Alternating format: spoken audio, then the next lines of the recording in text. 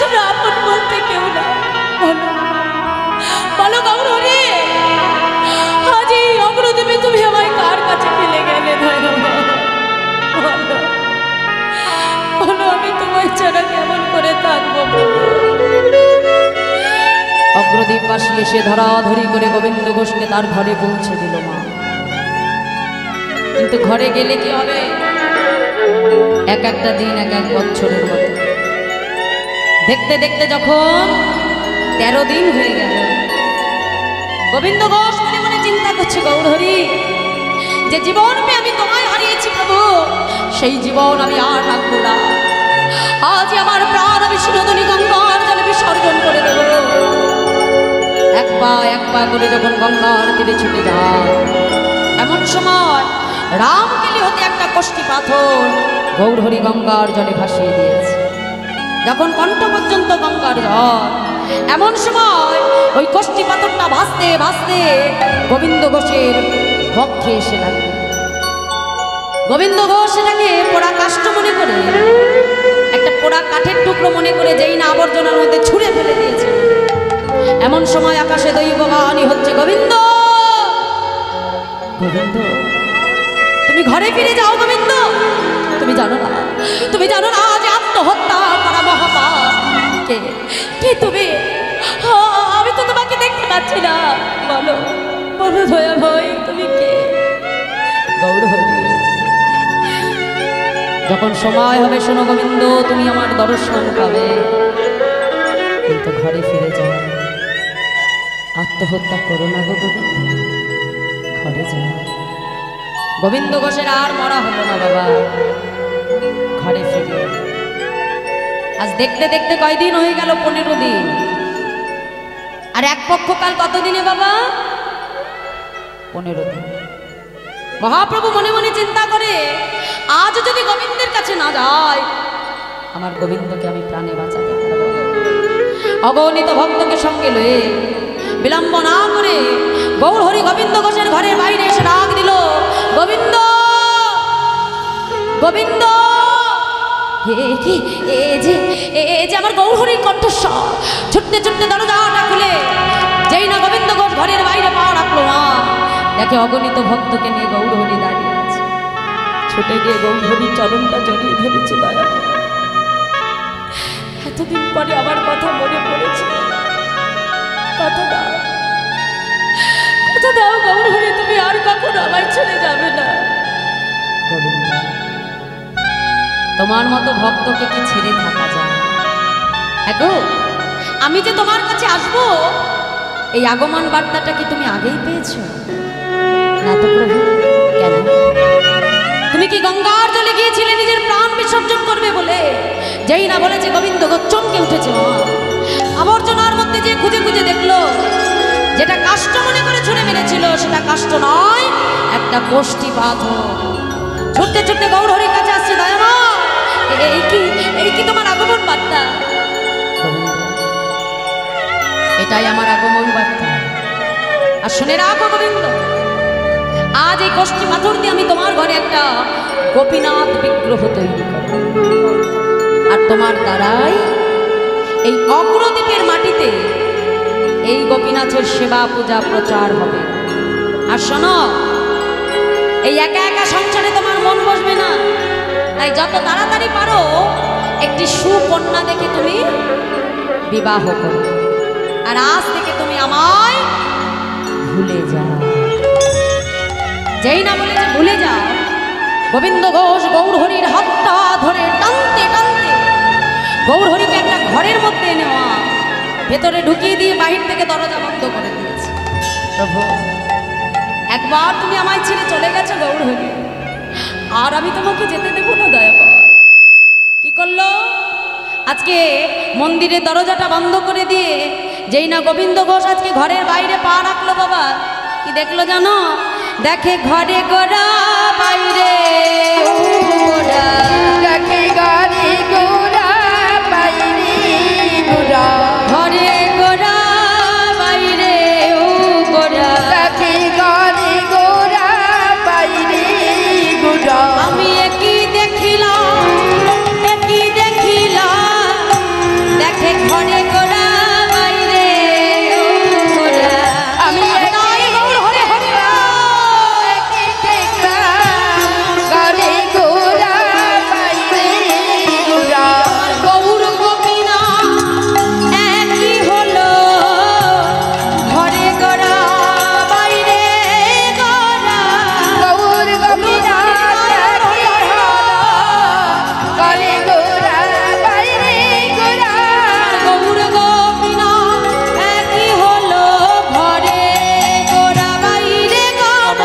গৌর গোপীনাথ কি হলো ঘরে গোরা বাইরে গোরা গৌর গোপীনাথ কি হলো ঘরে গোরা বাইরে গোরা আমাদের গোপীনাথে গোপীনাথে অভেদ জানিবে জানিবে শুদ্ধ ভক্তিতে গোপীনাথ গোপীনাথে তুমি সেবা যে করিবে তুমি সেবা যে করিবে আমাকে আর গোপীনাথের কি অঙ্গ হয়? কি অঙ্গ হয় গোপীনাথ সেবা দিলে যেন আমি পাই মানিষ্ট।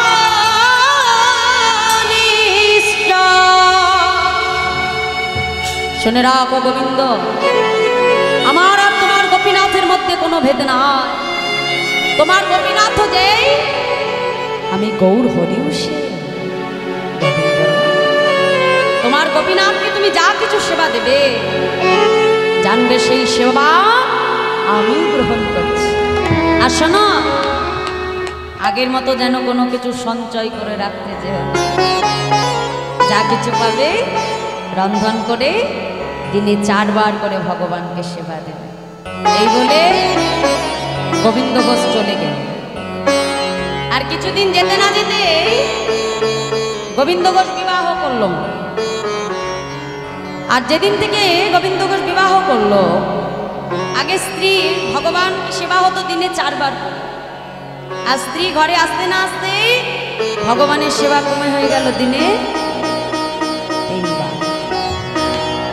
1 বছর যেতে না যেতে ঘর আলো করে ফুটফুটে একটা পুত্র সন্তান।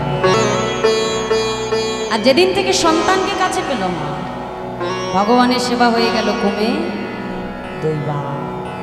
ভগবান দেখলো বাবা গোবিন্দ সংসারে একে একে কেমন করে সবাইকে পেয়ে তুমি আমার হয়ে যাচ্ছে। বাহ, তাহলে যেমন করে একে একে তোমায় আমি সব দিয়েছিলাম, ঠিক তেমন করে সব মায়ার বাঁধন এবার আমি ছিন্ন করে নেব। ভগবান যেমন কাউকে দিতে পারে বাবা, আবার মুহূর্তের মধ্যে তোমার কাছ থেকে কেড়েও নিতে পারে।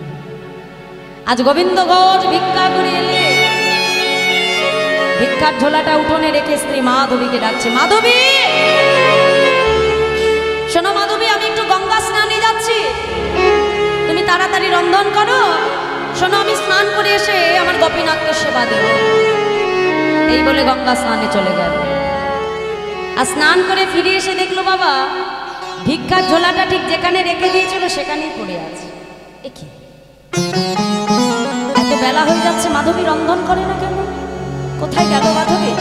আচ্ছা মাধবী, ও মাধবী, মাধবী, মাধবী, মাধবী বলে ডাকতে ডাকতে যেই না গোবিন্দ ঘোষ মন্দিরের মধ্যে প্রবেশ করলো, দেখে মাধবী উপর হয়ে আছে।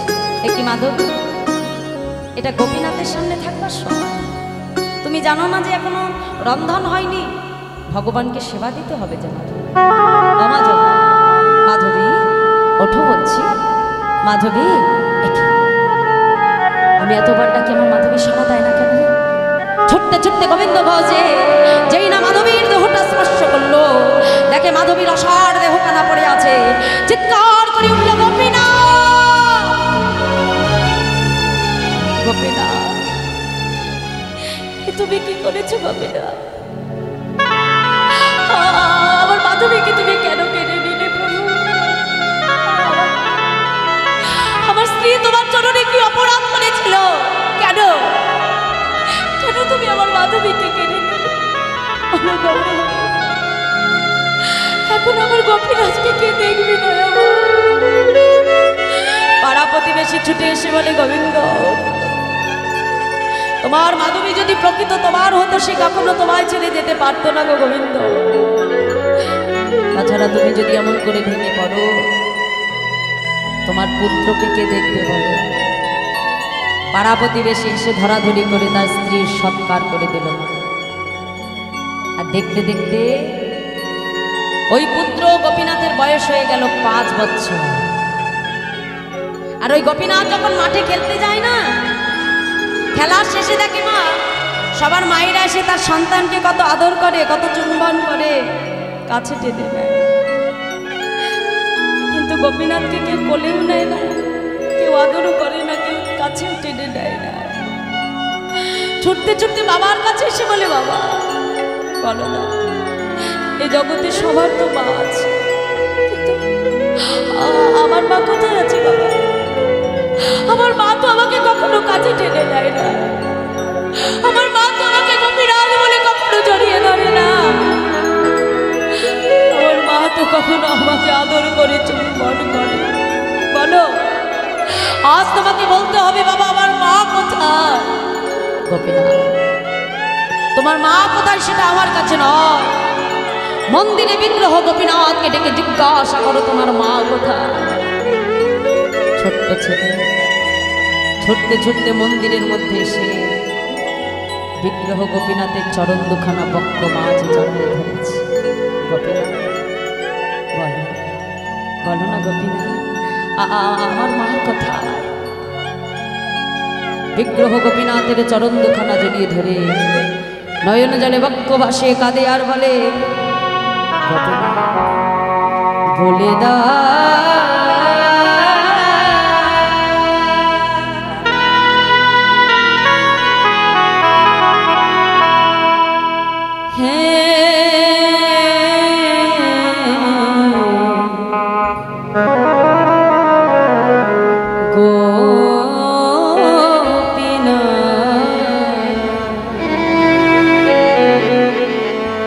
বলো কোথায় আমার মা?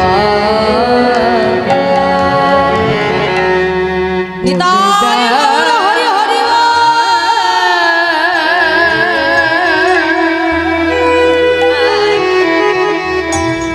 হে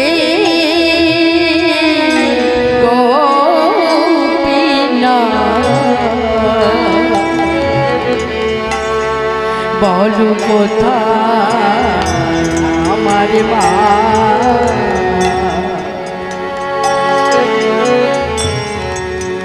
বলে দাও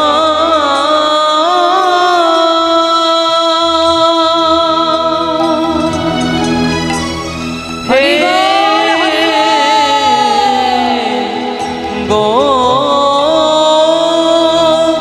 গোপীনাথ,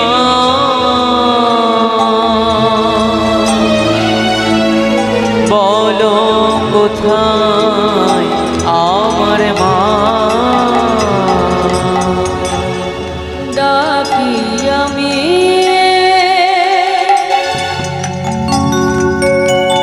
মামা বলে,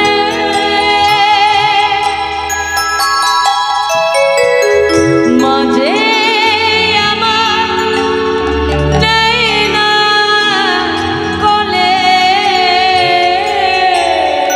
ডাকি আমি বাবা বলে,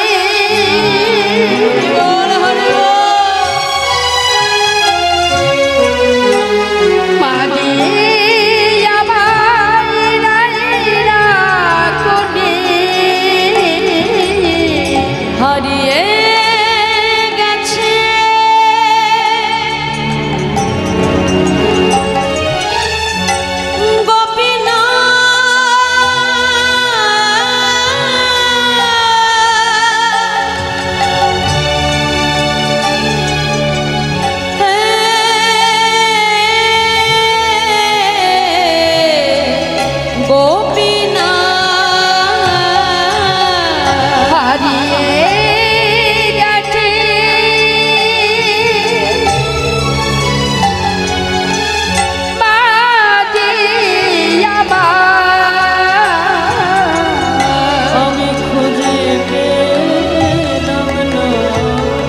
বলো কোথায় আমার মা?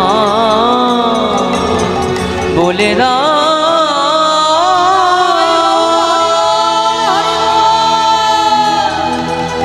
হে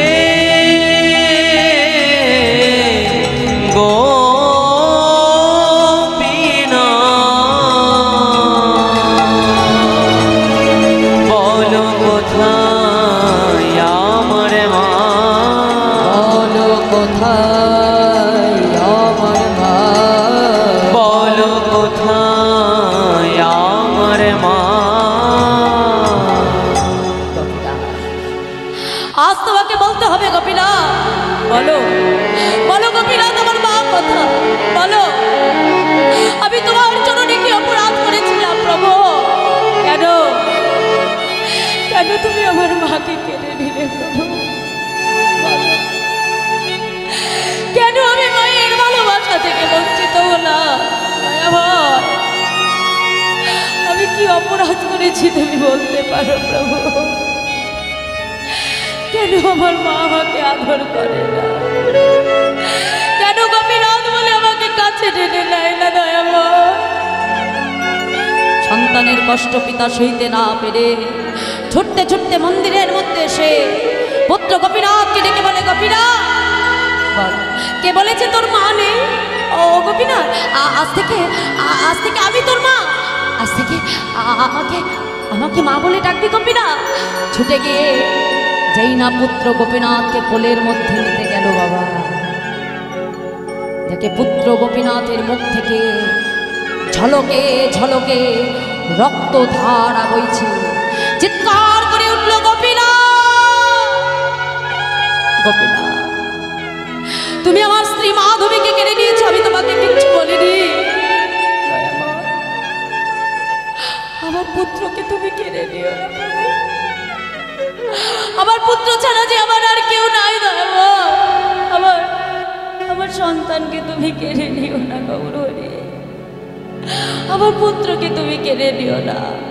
পুত্র গোপীনাথকে বক্ষমাঝে জড়িয়ে ধরে বিগ্রহ গোপীনাথের সম্মুখে দাঁড়িয়ে চিৎকার করে কাঁদে আর বলে, প্রভু গো কেড়ে নিও না।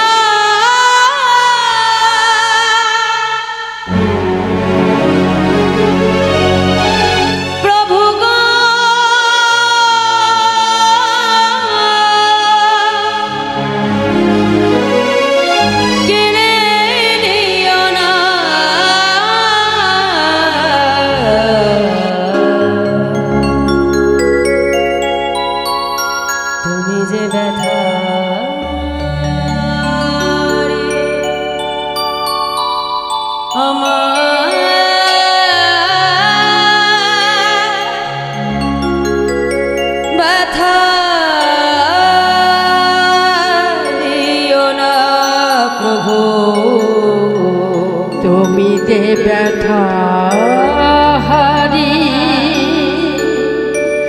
আমার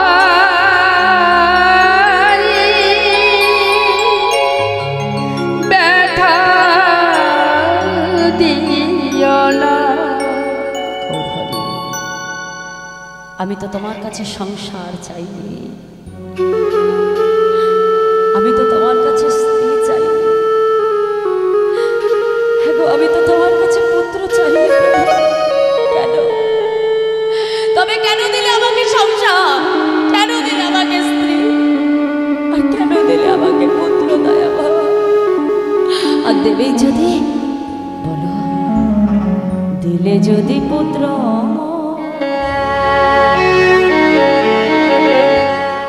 তবে কেড়ে কেন নিতে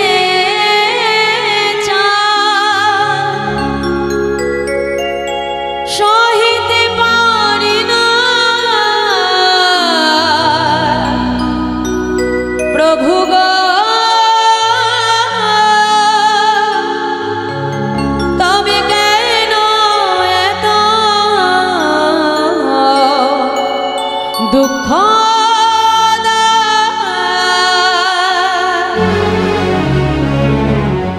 বিষম বেদনা আমি আর সহিতে পারি না প্রভু গো,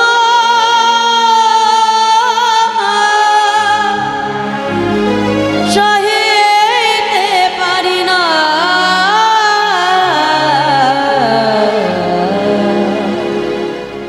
তুমি যে ব্যথা হারি আমার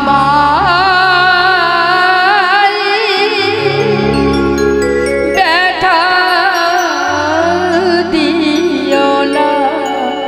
গোপীনাথ, ও গোপীনাথ, একবার আমার দিকে তাকা না গোপীনাথ, একবার আমাকে বাবা বলে ডাক। সারা দে গোপীনাথ, সারা দে।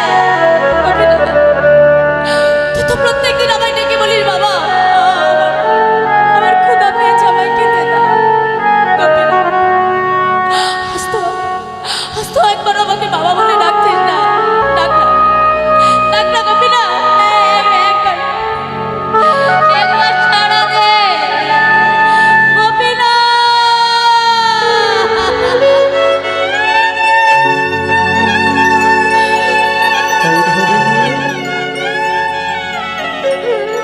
আজ তুমি আমার পুত্রকেও কেড়ে নিলে দয়ামা।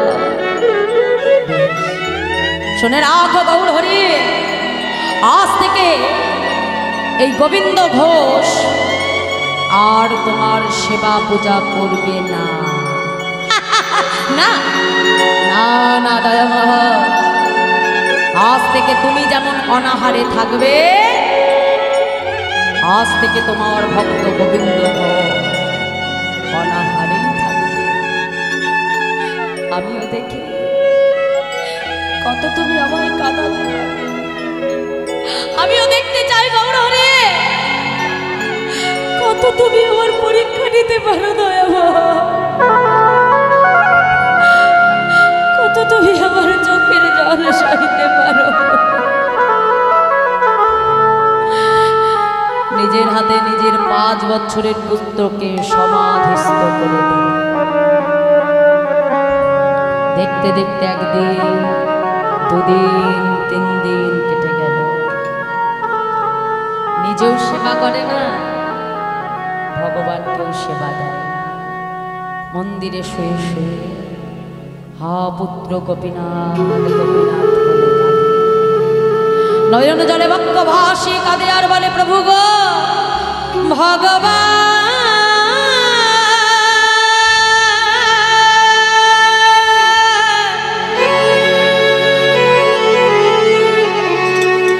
এই কি তোমার লীলা প্রভু গো,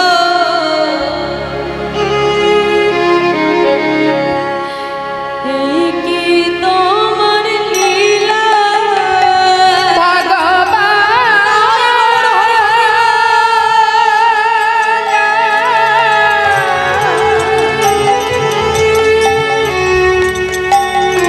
আরে এই কি তোমার লীলা প্রভু, এই কি তোমার লীলা, তুমি করে হাসা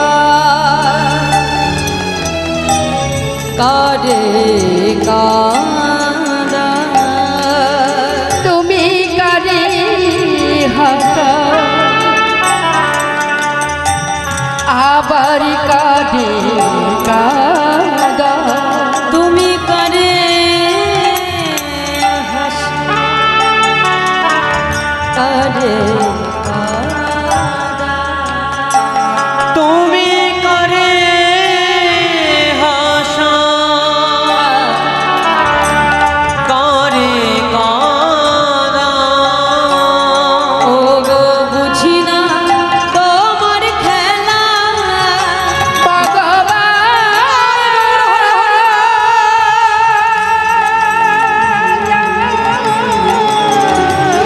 এই কি তোমার লীলা প্রভু, এই কি তোমার লীলা,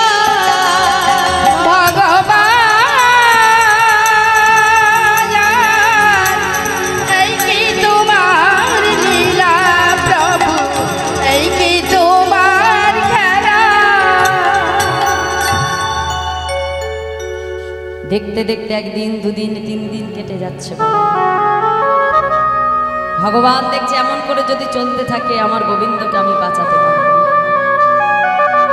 ভগবান সব সইতে পারে, কিন্তু আগেই বললাম মা, চোখের জল যে ভগবান সইতে পারে না।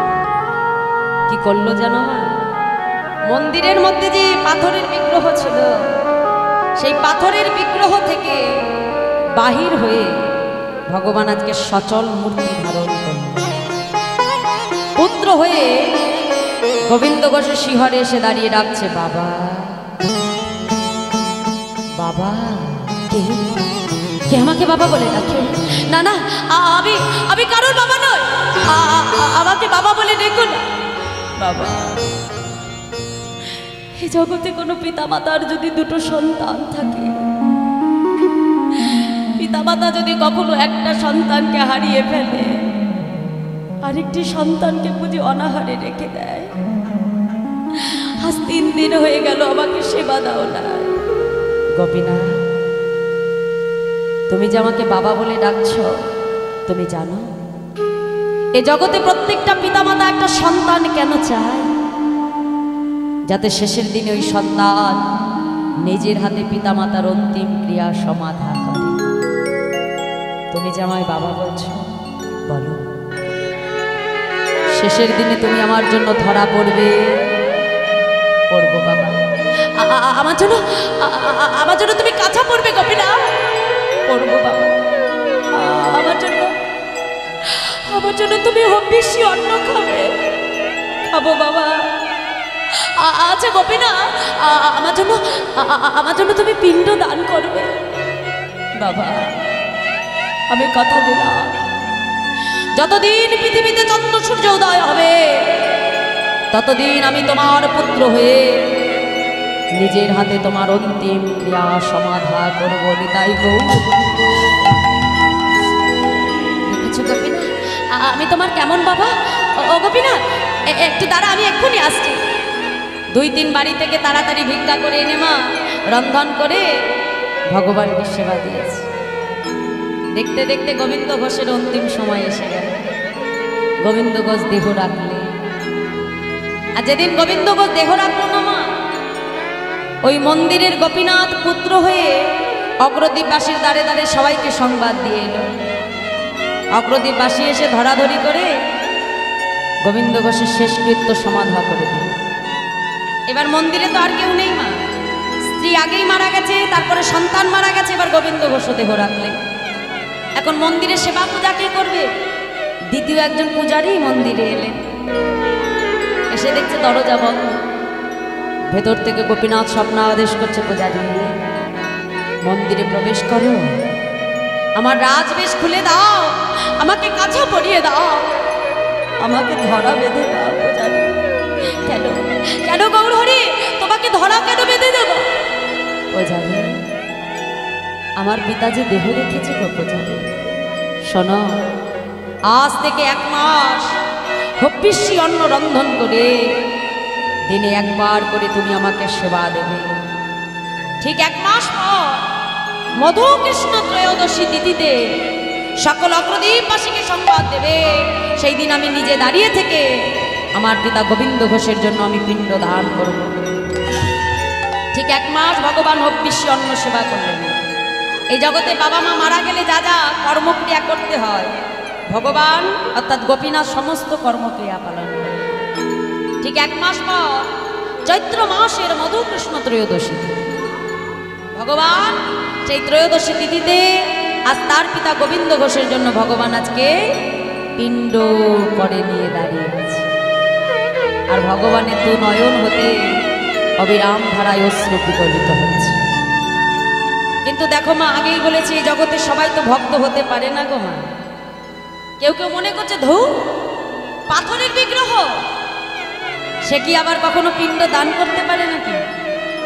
এই যে মায়ের শ্রী বিগ্রহ মা, আমরা যদি মাকে কখনো সেবা দিই পাথরের বিগ্রহ রূপে, তাহলে জানবে গো মা, ওই মনের মধ্যে যদি আমার পাথর রূপে তাকে ভক্তি করি, তাহলে সে ভক্তি দিয়ে কিন্তু কখনোই তার কৃপা পাওয়া যায় না। আর যারা পাথরের বিগ্রহ মনে করলো, তারা এসে কিন্তু গোপীনাথের দর্শন পেল না। আবার ভক্তরা মনে করছে প্রভু জগতে তোমার কত লীলা গো দয়া, ভক্তের জন্য তুমি কি না করতে পারো, ভক্তের জন্য তুমি পিণ্ডও করে নিয়ে দাঁড়িয়ে থাকো দয়াময়। যারা ভক্তির নয়ন নিয়ে গোপীনাথকে দেখতে এলো বাবা, তারা দেখলো যে ভগবান পিণ্ড হাতে নিয়ে দাঁড়িয়ে আছে, আর ভগবানের 2 নয়ন হতে অশ্রুধারা বয়ে গেছে। শুধু সেই দিন যে গোবিন্দ ঘোষের জন্য পিণ্ড দিয়েছিল নয় মা, আজও পর্যন্ত এই অগ্রদ্বীপে, কাটোয়ার পাশেই হলো অগ্রদ্বীপ, এই অগ্রদ্বীপে আজও পর্যন্ত ওই চৈত্র মাসে মধুকৃষ্ণ ত্রয়োদশী, যে যখন বারণীর মেলা হয়, ওরাকান্দির মেলা হয় না, ওই যে হরিপ বলেই যায় সবাই বাবা, ওই মধুকৃষ্ণ ত্রয়োদশী তিথি, ওই একই তিথিতে আজও পর্যন্ত অগ্রদ্বীপের মাটিতে দাঁড়িয়ে গোবিন্দ ঘোষের জন্য ভগবান আজও পিণ্ড দান করে যাচ্ছেন। আর যতদিন এই আকাশে চন্দ্র সূর্য উঠবে, ততদিনই ভক্তের মনের বাসনা ভগবান পূর্ণ করবে। কারণ ভগবান যে ভক্ত বাঞ্ছা কল্প। দেখো এই জগতে আমাদের ছেলে মেয়ে হলে কি করে গো, বড় জোর হলে 1 থেকে 2 থেকে 3 থেকে 4 বার 5 বার পিতামাতার অন্তিম ক্রিয়াকর্ম করে, এখন তাও করেন। দিনের শেষে কি হয়, দেখতে দেখতে পিতামাতার স্মৃতিটা সন্তানের স্মৃতি থেকে বিস্মরণ হয়। কিন্তু আজ আমার মহাপ্রভু জগৎজীবকে শিক্ষা দিয়ে গেল, হে ভক্ত, যদি কখনো কোনোদিনও তোমরা আমাকে পাথরের বিগ্রহ মনে না করে, যদি কখনো তোমরা আমাকে তোমাদের সন্তান করতে পারো, যদি সন্তান জ্ঞানে কখনো আমাকে সেবা দিতে পারো, তাহলে আমি নিজে ভক্তের মনোবাসনা পূর্ণ করে দিই। তাই গৌর হরি বল হরি বল। তাই মাগো, আজও পর্যন্ত অগ্রদ্বীপের মাটিতে দাঁড়িয়ে গোবিন্দ ঘোষের মনোবাসনা আমার ভগবান পূর্ণ করছে। গোবিন্দ ঘোষ যখন দেহ রেখেছিল, তার মনের শেষ ইচ্ছেটা ছিল ভগবান যেন তার পুত্র হয়ে তার শেষকৃত্য সমাধান করে। আর ভগবান বলেছেন যে ভক্ত আমাকে যেভাবে ডাকে, আমি ভক্তের ডাকে সেভাবেই সাড়া দিই। মা, হ্যাঁ, ভগবান হলেন ভক্ত বাঞ্ছা কল্পতরু, তুমি তার কাছে যা চাইবে ভগবান তোমার মনোবাঞ্ছা পূর্ণ করে। তাই আজও পর্যন্ত ভক্তের মনোবাঞ্ছনা আমার ভগবান মনোবাসনা এমনভাবেই পূরণ করছে। তাহলে বোঝা গেল তো মায়েরা যে ভগবান ভক্তকে কত কঠিন পরীক্ষা নেয়। মা দেখো, আমাদের জীবনেও কিন্তু অনেক সময় এমন পরীক্ষা এসে যায় বাবা, কিন্তু একটা কথা মাথায় রাখবে, ভগবানের প্রতি কখনো বিশ্বাস হারাবে না। দেখবে যদি বিশ্বাস আর ভক্তি নিয়ে ভালোবেসে তাকে এগিয়ে যেতে পারো বাবা, দেখবে তোমারও মনোবাঞ্ছনা ভগবান একদিন না একদিন পূরণ করবে। তাই গৌর হরি বল। আসো সবাই মিলে দুটি বাহু তুলে আজকের মতো ভক্ত আর ভগবানকে এখানে মিলনে রেখে আজকে আমরা লীলা বিশ্রাম রাখবো। জয় রাধে। ভক্তের বাসনা প্রভু পুরাণ করিল, ভক্তের বাসনা প্রভু পুরাণ করিল, ভক্তের বাসনা প্রভু পুরাণ করিল, ভক্তের বাসনা প্রভু পুরাণ করিল। আনন্দে বদন হরে হরি হরি বলো।